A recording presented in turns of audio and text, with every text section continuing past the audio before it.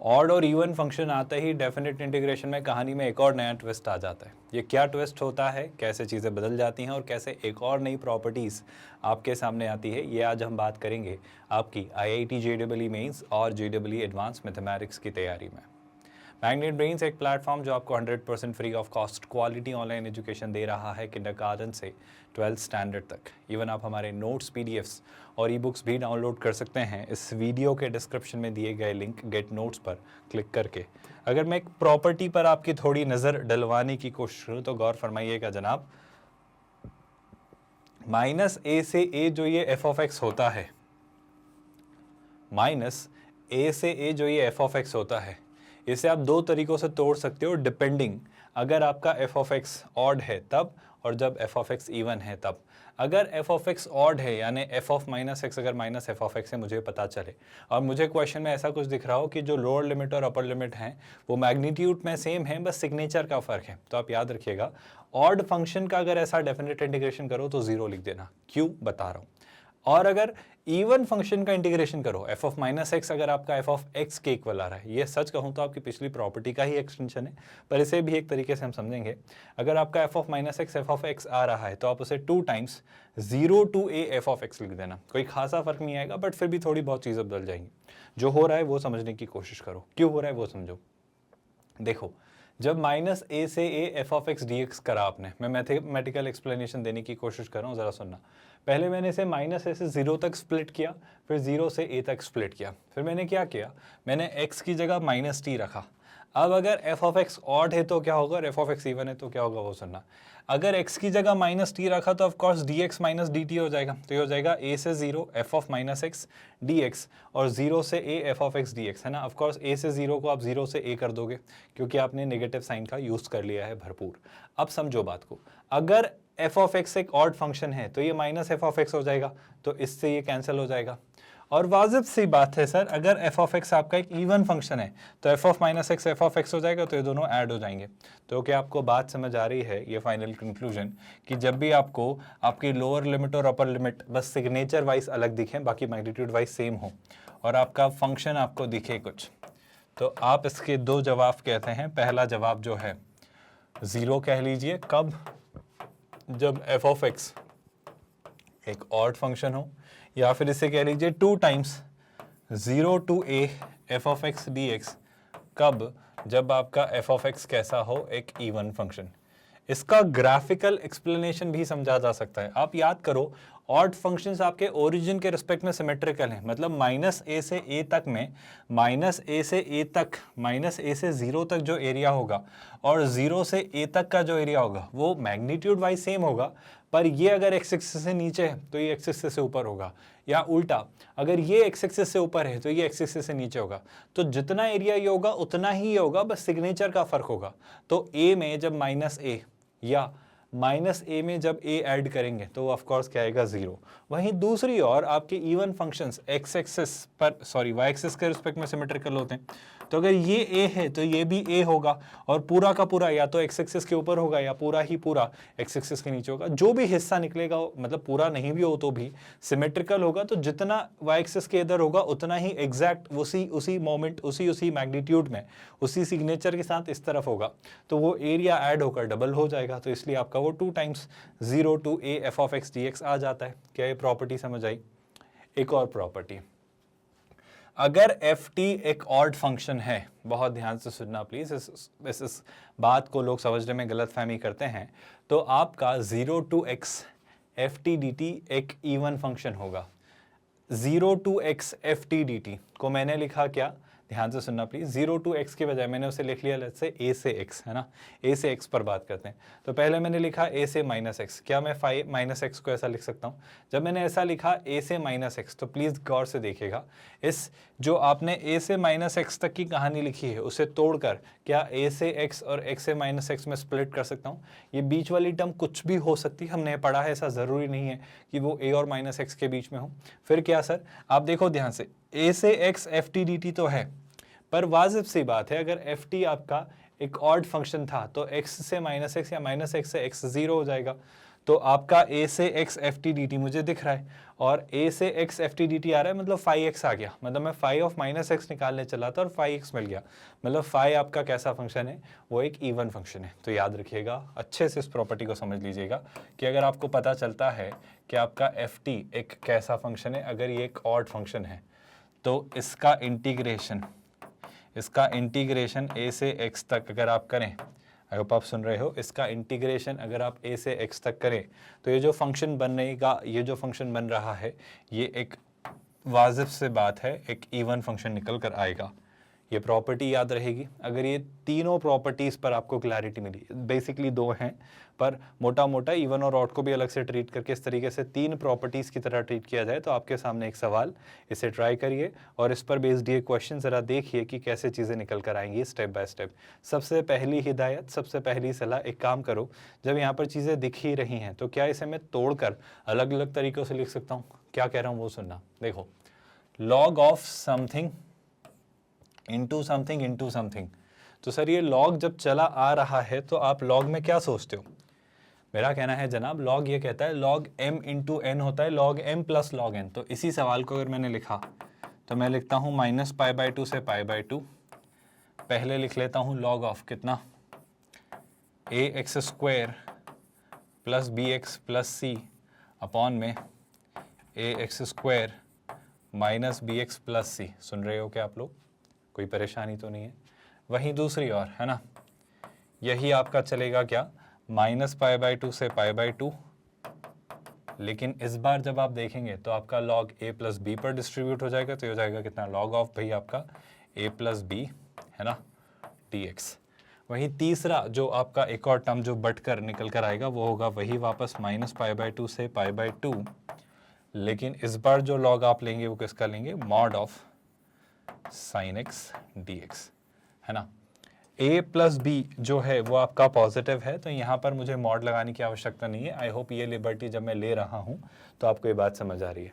अब अगर मैं अपने बेसिक से कंसेप्ट के थ्रू सोचूं कि सर कौन सा फंक्शन ऑड, कौन सा फंक्शन इवन, तो एक एक करके सोचते हैं और बात निकालते हैं। चलो ठीक है, पहले मैं इस वाले पार्ट को ट्राई करता हूँ।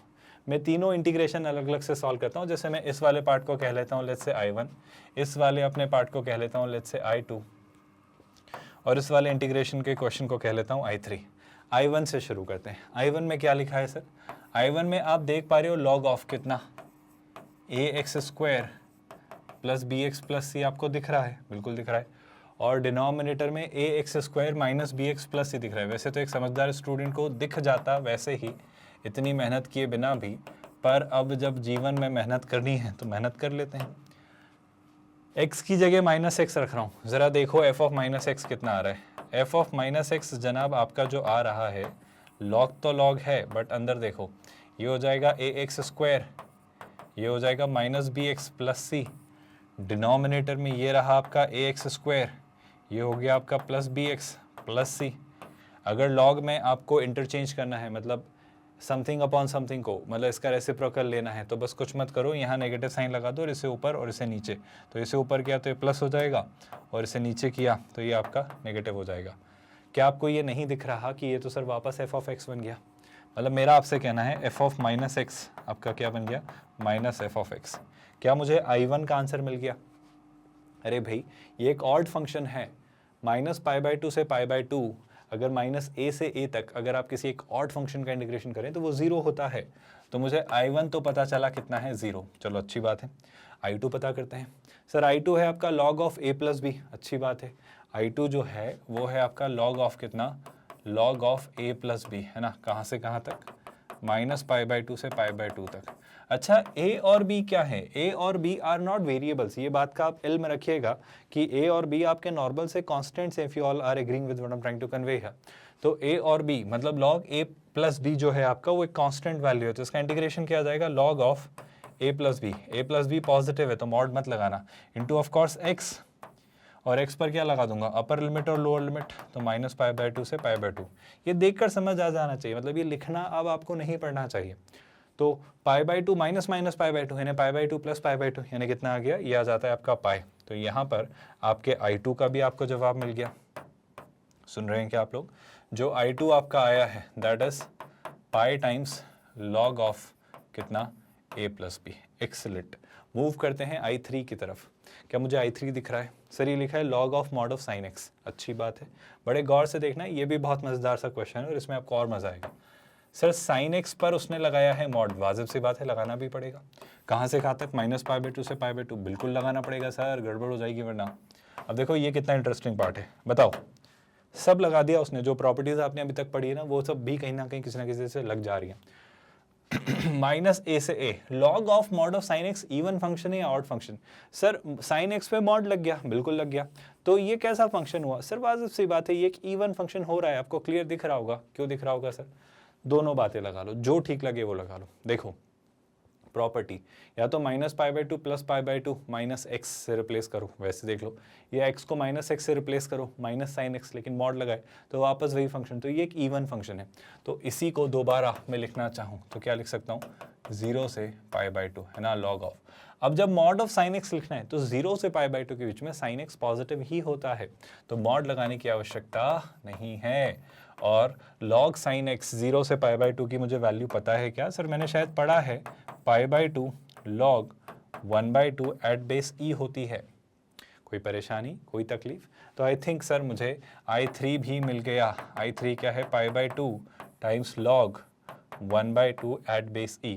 अब अगर मुझे I1, I2 और I3 तीनों मिल गए हैं तो क्या मैं अपने आंसर को क्लेम कर सकता हूँ कि फाइनली मुझे क्या आंसर लिखना है? बस एक छोटी सी गलती मत करिएगा कि यहाँ पर आपने जो I1, I2, 3 निकाले, आई होप आपने सही निकालें, कोई दिक्कत? देखो -π/2 से अरे यार एक second, I am really sorry, पता नहीं कैसे हुआ, ये डबल हो जाएगा ना, क्योंकि प्रॉपर्टी क्या थी? अगर ये एक इवन फंक्शन है तो आपका log ऑफ साइन एक्स तो होगा। मैंने वो मॉड हटाने के चक्कर में 2 लिखना भूल गया, ये याद रखना है ना, आप ऐसी गलती मत करना कि आप एक प्रॉपर्टी लगा दो दूसरी नहीं लगाओ। मैं बस ये ध्यान में था मेरे 0 से π/2 के बीच ये पॉजिटिव होता है, मॉड लगाने की जरूरत नहीं है, पर मुझे याद नहीं था 2 ऑफ आपका आता है, क्योंकि ये इवन फंक्शन है तो डबल हो जाता है, याद है ना, ऑड में 0 लेकिन इवन में डबल ऑफ 0 to a, याद आया क्या? तो वो डबल में लगाना भूल गया, तो यहाँ पर ये जो होगा ये π/2 नहीं होगा, ये आपका पाई होगा, बस I am really sorry for that, है ना। तो यहाँ पर जो मिलेगा वो आपका π/2 नहीं होगा, ये पाई होगा। Are you all okay with that? तो फाइनली तीनों का सम हमें करना है, तो 0 तो ऐड करने की जरूरत नहीं है, तो ये तो है पाई टाइम्स log ऑफ कितना? a + b। अब सोच के देखो ना आप, यहाँ पर 1/2 का रेसिप्रोकल लिया तो 2, लेकिन नेगेटिव साइन, तो हो जाएगा -π कितना? log 2। दूसरी ज़रूरी बात, पाई कॉमन ले लेंगे तो log a + b - log 2 log m - n, log m - log n क्या हो जाता है? log m/n, तो हो जाएगा log ऑफ a + b/2। तो इस तरीके से आप अपना आंसर क्लेम करेंगे पाई टाइम्स log a + b/2 इस सवाल का, जो देखकर बहुत भयानक, बहुत डरावना लग सकता है, पर जिस लम्हा आपको लॉग दिखे, सोचना क्या कर सकते हैं, जिस लम्हा आपको ये दिखे आप दिमाग लगाना क्या कर सकते हैं, और इस क्वेश्चन को कैसे हम अपना फाइनल आंसर निकालेंगे। क्या ये मुश्किल था? आई होप बहुत टफ तो नहीं है, चीज़ें आसान सी हैं अगर आप स्ट्रक्चर्ड मैनर में देख पा रहे हो तो। Well with that let's move towards the next question. अगला सवाल, f एक ऑड फंक्शन है। पहली बात उसने आपको हिंट दी कि f जो है जनाब आपका एक ऑड फंक्शन है, अच्छी बात है, f ऑड होगा, तो -a से a में f of sine x upon f of cos x plus f of sine square x क्या होगा, आपको ये इवेलुएट करने को कह रहा है। तो मैं सारी बातें छोड़ ज़रा इसके बारे में अपना ओपिनियन चाहता हूँ। जैसे मैंने मान लिया कि सर ये एक फंक्शन है फाई एक्स, जो कि क्या है, जो कि है लेट्स से f ऑफ कितना? साइन एक्स अपॉन में f of cos x plus of course कितना? f of sine square x। आप सुन रहे हो क्या? मैंने एक फंक्शन माना। अब मैं ये देखने में इंटरेस्टेड हूँ कि आपका जो फाई x है ये एक इवन फंक्शन है या ऑड फंक्शन, तो सर निकाल लेते हैं। तो मैं क्या करूँगा, x की जगह -x रिप्लेस करूँगा, बड़े गौर से देखना, है ना। Sine of -x minus sine X हो जाएगा, तो ये हो जाएगा f of minus sine X. Please ध्यान से देखना, मज़ेदार सी बात होगी और बहुत खूबसूरत सी चीज़ आपको पता चलेगी। f of minus cos x, I hope आपको नजर आ रहा है, I am really sorry, f of cos of -x। Sir cos एक इवन फंक्शन होता है, तो यहाँ पर तो cos x ही रहेगा वो। इवन साइन x एक ऑड फंक्शन है, पर साइन स्क्वायर x एक इवन फंक्शन है, तो ये आपका f of sine square x ही बच जाएगा। मुझसे कहा गया था f एक ऑड फंक्शन है, तो f of minus sine x को क्या मैं अपनी कॉमन सेंस से -f ऑफ साइन x लिख सकता हूँ?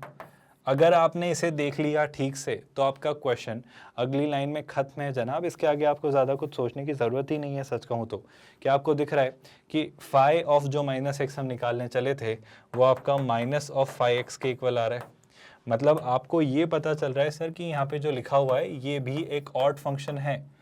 अगर ये एक ऑड फंक्शन है -a से a, तो इसका आंसर मैं बताऊं या आप मुझे बताएंगे? आई थिंक ये क्वेश्चन तो सर खत्म हो गया। ये क्वेश्चन तो इतना आसान, इतना सिंपल, इतना बेसिक सा था, हमने उम्मीद ही नहीं की थी। उम्मीद आप करेंगे भी नहीं अगर आप बेसिक्स अच्छे से पढ़ेंगे। अगर आपने हर एक चैप्टर के हर एक कंसेप्ट को पढ़ा है तो जो सारा नॉलेज हम यूज़ करते हुए आ रहे हैं बस उन्हीं को अप्लाई करना है। यकीन करिए ये एग्जाम स्टफ नहीं है, बस आप ठीक से तैयार ही नहीं करते हो, आपको हर एक बात पता नहीं होती, आपने हर एक बेसिक को एक्सप्लोर नहीं किया होता। अगर आपको सारे पहलू पता हो, हर एक कंसेप्ट पता हो, हर एक डेप्थ, हर एक गहराई में पड़ी हुई हर एक बात अच्छे से याद रहे, तो आप हर एक क्वेश्चन कर लेंगे। हर एक क्वेश्चन कुछ सिलेबस से बाहर नहीं होता है, कुछ ऐसा नहीं होता है जो ऐसा हो जो आपको ना पता हो। जो उन्होंने प्रिस्क्राइब किया है उसी में से चीज़ें बनती हैं, बट ऑफ कोर्स मज़ेदार तरीके से। वो एक्सपेक्ट करते हैं एक अच्छा ब्रेन, एक इंटेलिजेंट ब्रेन, एक लॉजिकल ब्रेन जो कॉमन सेंस से चीज़ें निकालना जानता हो। ज़रा इस सवाल को देखिए जो लिख रहा है -2 से 2। तो सर ये तो बहुत खुशी की बात है। इसको देख के मेरे ऑड और इवन फंक्शन वाली दिमाग की बत्ती जल जाती है। फिर आगे न्यूमरेटर में लिखा है sin inverse of sin x plus cos inverse of cos x, denominator में 1 प्लस एक्स स्क्वायर। लेकिन सर यहाँ पे जो ब्रैकेट लगा हुआ है ये आपका किसका है भाई? ये आपका ब्रैकेट GIF का है। अच्छा ये नहीं कहता तो मत मानना, पर उसने कहा है तो बिल्कुल मानो। अब मुझे 2-3 बातों पर आपका ओपिनियन चाहिए कि sin inverse of sin x एक कैसा फंक्शन है ये मुझे बता दो। आपका x²/5 का GIF क्या होगा ये मुझे बता दो। और फिर हम आगे इस सवाल को सॉल्व करेंगे। ज़रा गौर से सुनिएगा। क्या अगर मैं इस क्वेश्चन को तोड़ूं तो मैं ऐसा लिख सकता हूं क्या? सुनना ध्यान से। -2 से 2 sin inverse of sin x, please ध्यान से सुनना और बहुत अच्छे से सुनना, डिवाइडेड बाय, अच्छा एक और मेरी बात का जवाब दो। x -2 से 2 तक है? हाँ है। -2 से 2 के बीच की वैल्यूज़ का स्क्वायर क्या होता है? बस पूछ रहा हूँ, मेरा दिमाग थोड़ा ऐसे ही चल रहा है तो मैं पूछ ले रहा हूँ आपसे बातें। अगर x -2 से 2 के बीच है तो इसका अगर मैं स्क्वायर करूं तो -2 से 2 के बीच की वैल्यूज़ का स्क्वायर हमेशा 0 से 4 तक होता है। मेरी बात सुनना, 0 से 4 तक की वैल्यूज़ को 5 से डिवाइड करें, अगर 0 से 4 तक की वैल्यूज़ को 5 से डिवाइड करें तो वो कहाँ से कहाँ तक होगी? सर वो 0 से 4/5 तक होगी। 4/5 यानी 1 से एक छोटी वैल्यू। ज़रा मुझे बताना, ज़रा मुझे बस इतना बताना, ऑफकोर्स अभी GIF मत लगाओ, GIF तो अब मैं लगाऊंगा, है ना। मुझे ये पता है कि x²/5 आपका 0 से 1 के बीच है, 1 भी नहीं है टू बी वेरी ऑनेस्ट। तो x²/5 का GIF क्या होगा? बहुत बढ़िया, है ना। जो क्वेश्चन देखकर बहुत डरावना लग रहा था वो यहाँ पर एक पार्ट पे तो आके बॉइल डाउन हुआ। x²/5 आपका सर हमेशा 0 से 1 के बीच होगा, ऐसा सोच सकते हैं, ठीक है। तो ये हमेशा इसका GIF 0 होगा। तो सर ये हो गया 0, मतलब 0 + 1 1, मतलब ये मल्टीप्लाई अगर हुआ तो यहाँ पर क्या बचता हुआ दिखता है? सर यहाँ पर सिर्फ आपको 1 + x² दिखता है डिनोमिनेटर में। आपने सुना, तो मैंने इसे यहाँ इसे अलग से दिया और उसी तरीके से ये जो है आपका क्या -2 से 2 इसे अलग से डिस्ट्रीब्यूट किया। ये क्या हो गया भाई? सर ये हो गया आपका cos इनवर्स ऑफ कितना? cos x, बिल्कुल वाजिब सी बात है, cos inverse of cos x, और डिनोमिनेटर में कितना?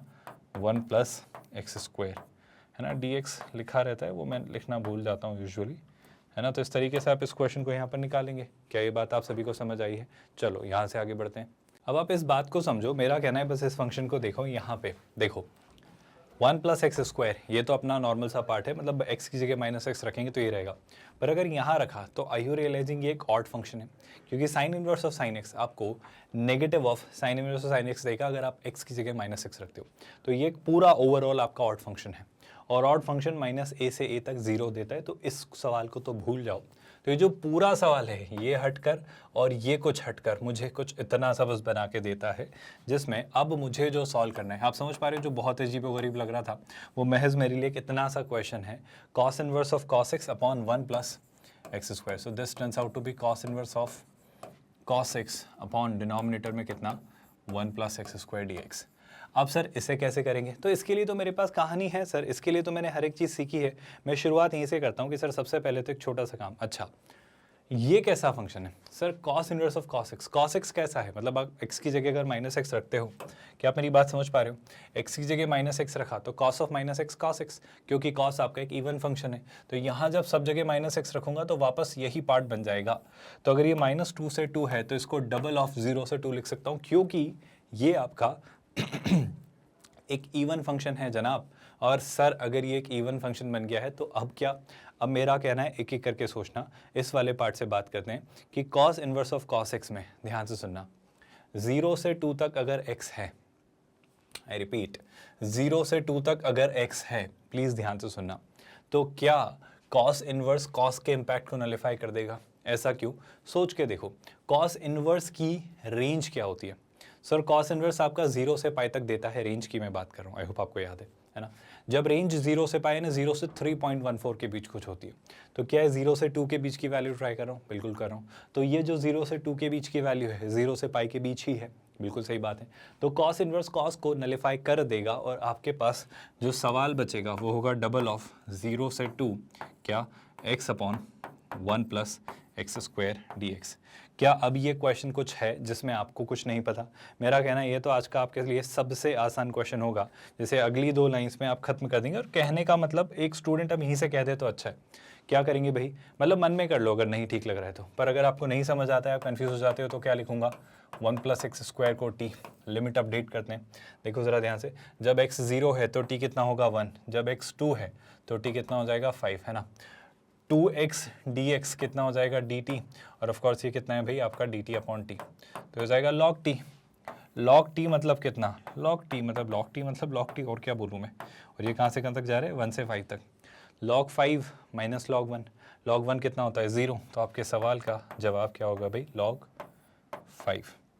क्या ये एक मुश्किल सवाल था? क्या इस क्वेश्चन में कोई भी ऐसी बात थी जो आपने नहीं पढ़ी, जो आपने नहीं सीखी?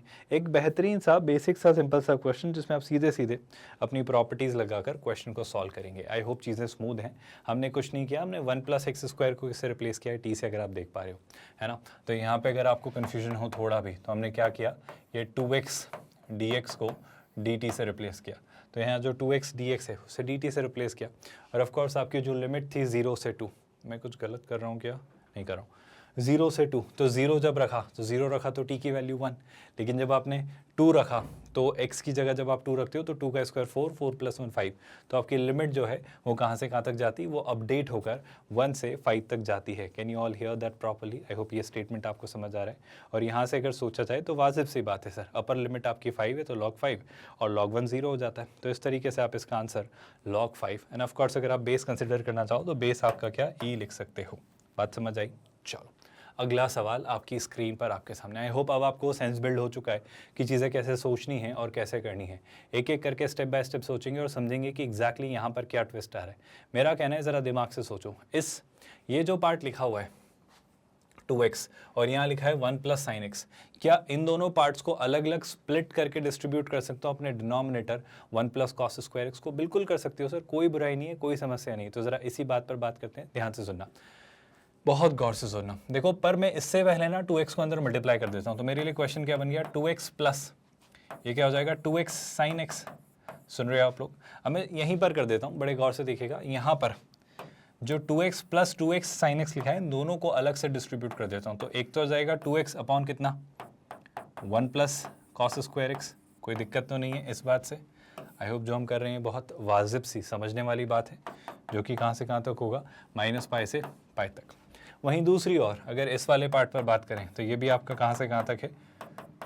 -π से π, लेकिन यहाँ पर आपका जो आएगा जब 2x अंदर मल्टीप्लाई होगा, तो देखो ये 2x था, यहाँ पे क्या जाएगा? 2x साइन एक्स, और डिनोमिनेटर में जो है वो हो जाएगा भाई 1 प्लस कॉस स्क्वायर एक्स, है ना, dx। क्या करें सर, कुछ बता दो तो हमें समझ आ जाए। तो मेरा कहना है भाई जब -π से π दिखता है तो आपको ऑड और इवन में खेलने की कोशिश करनी चाहिए। तो मुझे ज़रा सोच के बताओ कौन सा ऑड कौन सा इवन? सर -x यहाँ रखा तो ये पॉजिटिव, लेकिन यहाँ रखते ही -x, तो ये पूरा फंक्शन आपका ऑड फंक्शन है। मुझे प्रूव करने की अब शायद ज़रूरत नहीं है, आपको दिखता होगा -π से π एक ऑड फंक्शन, तो ये तो क्या हो गया? 0। चलो यहाँ पर -x रखने की कोशिश करते हैं, ये वही हो गया माइनस साइन एक्स -x, तो ये पॉजिटिव, तो वापस यही फंक्शन मिल गया। मतलब ये एक इवन फंक्शन है। इवन फंक्शन में क्या हो जाएगा? 2 टाइम्स, है ना, 0 टू पाई, अच्छा ये एक और 2 आ जाएगा तो 2 इंटू 2 कितना हो जाएगा, ये हो जाएगा 4, है ना। ये 0 प्लस लिखा है तो ये हटा देता हूँ, कोई परेशानी तो नहीं। अब अंदर जो बच रहा है वो बच रहा है सर आपका x साइन x अपॉन कितना 1 प्लस कॉस स्क्वायर एक्स। अब हमारे लिए चैलेंज है, जो क्वेश्चन बहुत ही अजीब और गरीब सा था वो बॉइल डाउन होकर हो गया है x sine x upon 1 plus cos square X. बहुत बढ़िया सर, एक छोटी सी बात, अगर आप इसे कहते हो i, एक तरीका है इस x को हटाने का, अगर बात बन जाए तो कैसे सुनना, यही i को मैं ऐसा लिख सकता हूँ क्या 4 टाइम्स, है ना, 0 टू पाई। बड़े गौर से देखना, जहाँ जहाँ x दिख रहा है क्या उस x को 0 प्लस पाई माइनस एक्स से रिप्लेस कर सकता हूँ, बिल्कुल कर सकते हो। तो x की जगह लिखा पहले क्या, पाई माइनस एक्स, कुछ क्लिक किया, लास्ट कुछ लेक्चर्स में पढ़ी हुई प्रॉपर्टीज, बताओ sine pi minus x. Sir पाई के कारण साइन साइन रहेगा, सेकंड क्वाड्रेंट में साइन पॉजिटिव होता है, तो साइन पाई माइनस एक्स आपका हो जाने वाला है साइन एक्स। अच्छा, डिनोमिनेटर में क्या होगा, मत सोचो, सीधे सीधे लिख दो। क्यों लिख दो ऐसा सर, समझो बात को। Cos square pi minus x, pi के कारण कॉस कॉस ही है, इवन नेगेटिव भी होगा तो स्क्वायर के कारण पॉजिटिव हो जाएगा, तो 1 प्लस कॉस स्क्वायर एक्स ही रहेगा। इसलिए मैं कह रहा हूँ कि इसे ऐसा का ऐसा ही लिख दो। क्या आपको बात समझ आई, आपको समझ आ रहा है कि अब हम क्या करने वाले हैं। सर दोनों आई को अगर ऐड किया तो LHS में 2i, है ना, 4 तो जो है 0 से पाई भी है। अब आप खुद समझ पा रहे हो कि सर यहाँ पे x sine x upon 1 plus cos square x है, यहाँ पर minus x sine x upon 1 plus cos square x, ये पार्ट हट जाएगा तो पाई मल्टीप्लाई हो जाएगा, तो पाई को यहाँ रखा तो मेरे पास जो बचेगा वो क्या, sine x upon 1 plus cos square x. क्या आपको दिख रहा है कि अब तो शायद ये क्वेश्चन खत्म हो चुका है, अगर आप अपना कॉमन सेंस यूज़ कर लें तो। सर देखो पहले तो ये 2i से 4 कैंसिल, तो कितना बचा 2। क्या सब्सटीट्यूट करूं ताकि बात बन जाए, मुझे कहना है कि भाई दिख रहा होगा ना कि cos x को अगर मैं कुछ मान लूं तो सीधा सीधा सब्सटीट्यूशन दिखेगा और बात बन जाएगी। तो शुरू करते हैं इसी पार्ट से। cos x को अगर मैंने कहा t, है ना, तो minus sine x D x आपका dt हो जाएगा, वाजिब सी बात है। तो जो सवाल है आपका वो i क्या बन जाएगा, उसे सुनिएगा। सर जो i आपका बनेगा 2 पाई तो जो है बिल्कुल है, तो 2 पाई को मत छेड़िए, थोड़ा स्पेस मुझे चाहिए होगा, है ना, तो 2 पाई तो मुझे चाहिए।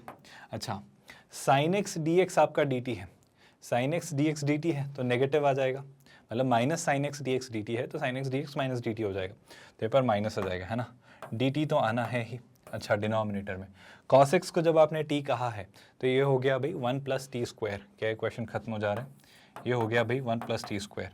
सर 1 प्लस एक्स स्क्वायर जब डिनोमिनेटर में आता है तो होता है tan इनवर्स। अच्छा भाई एक छोटा सा और पार्ट कर लो, लिमिट मत चेंज करना है ना, 0 से पाई, जब 0 से पाई तो cos 0 कितना 1, कोई दिक्कत, और cos पाई कितना -1।